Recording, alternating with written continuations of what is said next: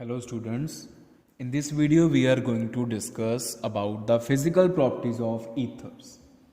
तो ethers ਦੀਆਂ ਬੇਟਾ physical properties ਦੀ ਜੇ ਆਪਾਂ ਗੱਲ ਕਰੀਏ ਸਭ ਤੋਂ ਪਹਿਲਾਂ ਆਪਾਂ ਗੱਲ ਕਰਦੇ ਹਾਂ ਉਹਨਾਂ ਦੀ polar nature the. Very important to discuss.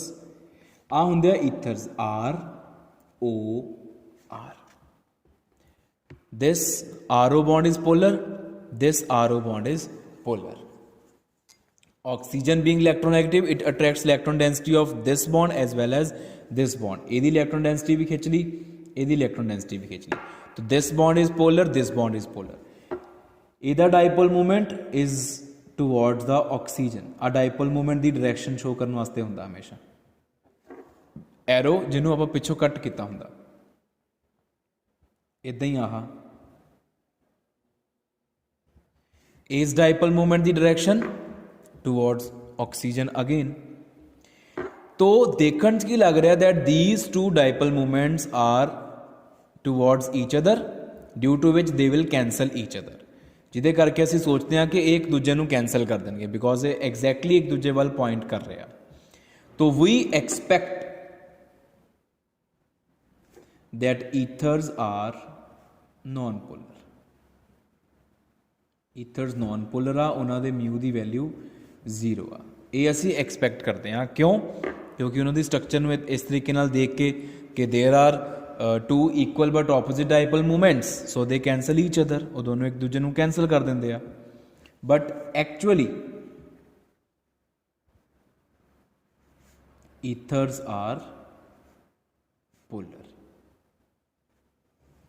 ਉਹਨਾਂ ਦੇ ਮਿਊ ਦੀ ਵੈਲਿਊ 0 ਦੇ ਬਰਾਬਰ नहीं होंगी. Ethers are polar in nature. Why ethers are polar in nature देखण तो नहीं लग रहे. रीजन यह आ कि ईथर्स की जिहड़ी ऑक्सीजन आ, this oxygen is actually sp3 hybridized like water. आपां वाटर की स्ट्रक्चर पढ़ते हैं एंगुलर स्ट्रक्चर. तो ईथर जिहड़े आ वो भी तां ethers are actually alkyl derivatives of water. Water के एल्काइल डेरिवेटिव्स ਨੂੰ ਹੀ ਅਸੀਂ ਈਥਰ ਕਹਿ ਦਿੰਦੇ ਹਾਂ. H2O O ਦੇ ਨਾਲ 2 H ਲੱਗੇ ਹੁੰਦੇ, ਇੱਥੇ O ਨਾਲ 2 R ਲੱਗੇ ਹੋਏ ਆ. तो sp3 ਹਾਈਬ੍ਰਿਡਾਈਜੇਸ਼ਨ ਹੋਣ ਕਰਕੇ ਇਹਦੇ ਅਰਾਊਂਡ ਜਿਓਮੈਟਰੀ ਜਿਹੜੀ ਆ ਉਹ ਟੈਟਰਾਹੈਡਰਲ ਆ, ਨਾਟ ਲੀਨੀਅਰ. ਇੱਥੇ ਲੀਨੀਅਰ ਡਰਾ ਕਰਦੇ ਹਾਂ ਅਸੀਂ ਲੀਨੀਅਰ, ਲੇਕਿਨ actual geometry around oxygen is tetrahedral. ਆ ਚੀਜ਼ ਆ oxygen lone pair R and R.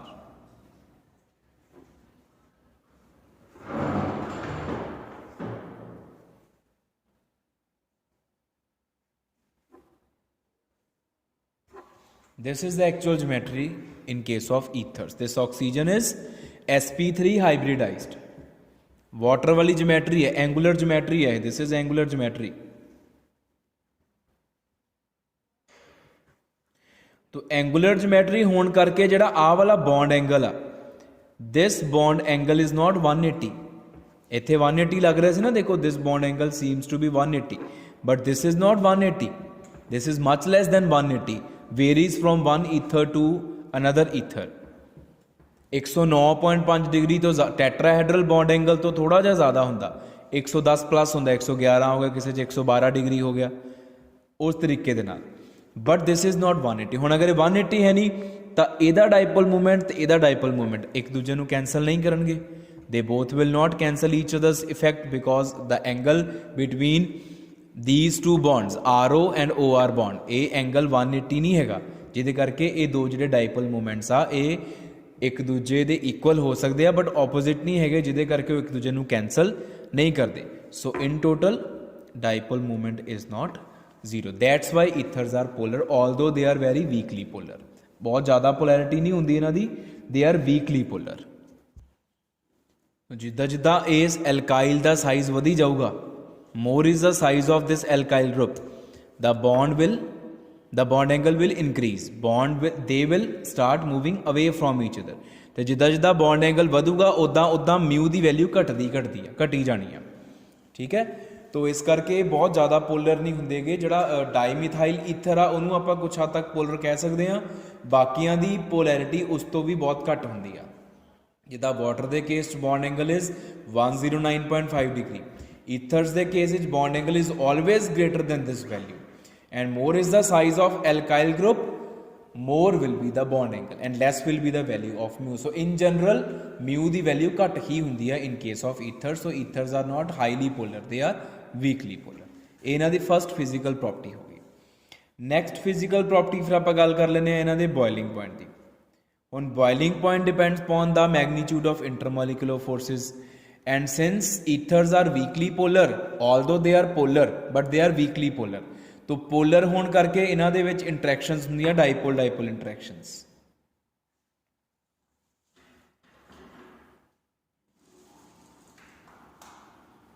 In between the molecules of ethers, the interactions are dipole dipole interactions, and since the ethers are not much polar, so dipole dipole interactions are weak, they are stronger than van der Waals forces. Normal van der Waals forces तो stronger आ, पर dipole dipole interactions जिन्नियां usually strong ਹੁੰਦੀਆਂ उन्नियां strong इन्हां ethers ਦੇ case 'ਚ नहीं ਹੁੰਦੀਆਂ, weak ਹੁੰਦੀਆਂ। तो अगर ਆਪਾਂ boiling point ਦੀ ਗੱਲ ਕਰੀਏ ਤਾਂ normal ਜਿਹੜੇ alkanes ਹੁੰਦੇ ਆ, alkanes ਦੇ ਮੁਕਾਬਲੇ ethers ਦਾ ਜਿਹੜਾ boiling point ਆ ਉਹ ਜ਼ਿਆਦਾ ਹੁੰਦਾ ਵਾ, ਬਹੁਤਾ ਜ਼ਿਆਦਾ ਫਰਕ ਨਹੀਂ ਹੁੰਦਾ। there is not much difference but there is difference, not much difference is there but there is a difference, almost कई बार same भी कह देने कि almost same, maybe almost same लिख देने ਆਪਾਂ, almost same भी हो सकते हैं। but जे तुसी ethers ਦਾ compare करोगे with alcohols ਤਾਂ alcohols ਦੇ ਮੁਕਾਬਲੇ ਬਹੁਤ ਘੱਟ ਹੁੰਦਾ, very much difference। Reason being ਕਿ ਐਲਕੋਹਲਸ ਦੇ ਕੇਸ ਦੇ ਵਿੱਚ ਜਿਹੜੀਆਂ ਇੰਟਰੈਕਸ਼ਨਸ ਆ ਉਹ ਹੈਗੀਆਂ ਵਾ ਹਾਈਡਰੋਜਨ ਬੌਂਡਿੰਗਸ, ਤੇ ਹਾਈਡਰੋਜਨ ਬੌਂਡਿੰਗਸ ਵੀ all know are very strong interactions. तो इस करके एल्कोहल्स के जोड़े बॉइलिंग पॉइंट्स आ कॉरेस्पॉन्डिंग ईथर्स के मुकाबले बहुत ज़्यादा होंगे।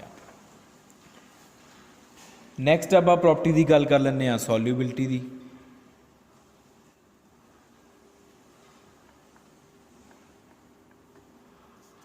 तो सॉल्यूबिलिटी इन्हां दी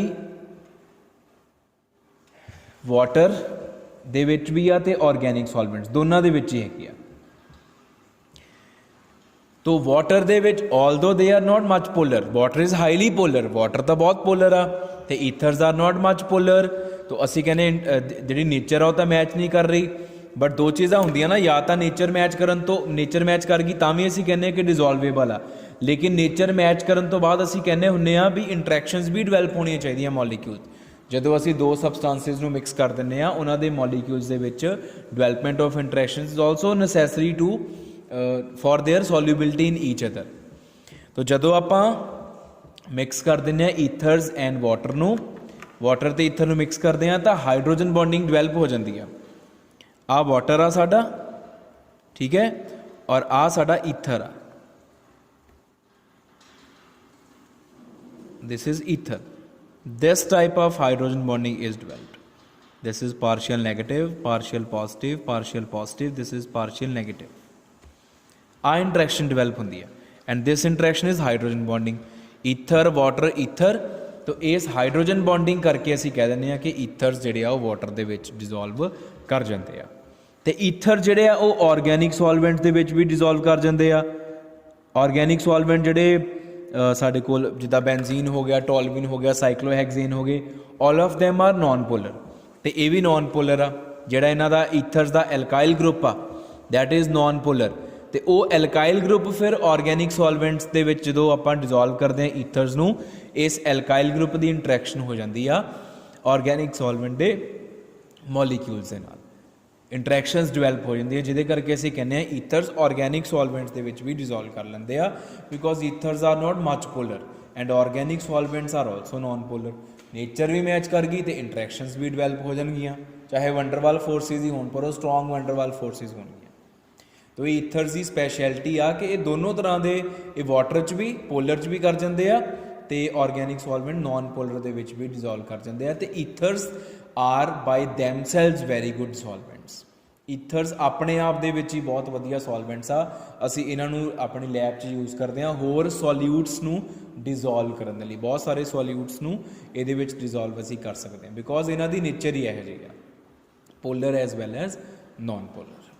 So this is all about the physical properties of